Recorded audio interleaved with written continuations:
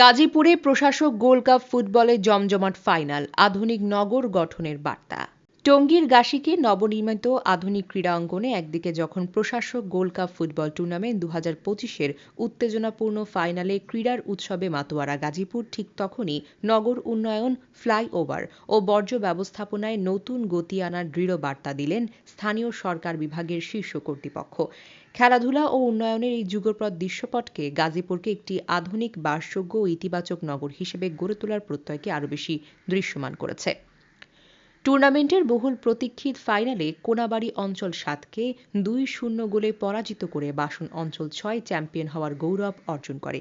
সোমবার টঙ্গীর মেঘনার মাঠ হিমারদিঘি এলাকায় অনুষ্ঠিত এই ম্যাচে শুরু থেকে শেষ পর্যন্ত দর্শকদের করতালি, উল্লাস ও আবেগে মাঠ জুড়ে সৃষ্টি হয় প্রাণবন্ত ক্রীড়া উৎসবের আবহ। ফাইনাল খেলায় প্রধান অতিথি হিসেবে উপস্থিত ছিলেন স্থানীয় সরকার বিভাগের সচিব মোহাম্মদ রেজাউল মাকসুদ জাহিদি, গাজীপুর সিটি কর্পোরেশনের প্রশাসক ও ঢাকা বিভাগের বিভাগীয় কমিশনার শরফ উদ্দিন আহমেদ চৌধুরীর সভাপতিত্বে আয়োজিত অনুষ্ঠানে বিশেষ অতিথি হিসেবে উপস্থিত ছিলেন Gazipur metropolitan police commissioner Mohammad Israil Howlader এবং জেলা প্রশাসক মোহাম্মদ আলম হোসেন।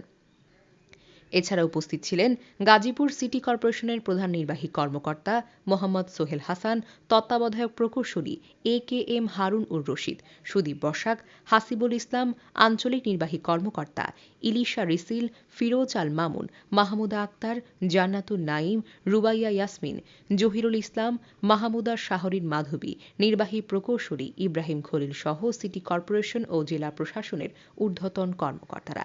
খেলা শেষে প্রধান অতিথি ও বিশেষ অতিথিবৃন্দ বিজয়ী ও রানার্স আপ দলের খেলোয়াড়দের হাতে ট্রফি, মেডেল ও পুরস্কার তুলে দিয়েছেন। পুরস্কার বিতরণী পর্বে হাজারো ক্রীড়াপ্রেমীর উচ্ছ্বাসে পুরো ক্রীড়াঙ্গন উৎসবস্থলে পরিণত হয়েছে।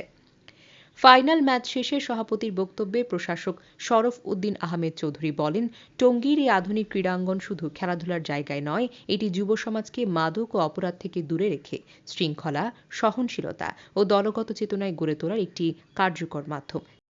প্রশাসক কাপ গোল্ড কাপের চূড়ান্ত খেলা আজকে এই মাঠে গত 15 দিন আগে প্রথম খেলাটি শুরু হয়েছিল, আজকে এটার চূড়ান্ত পর্বের খেলা হচ্ছে।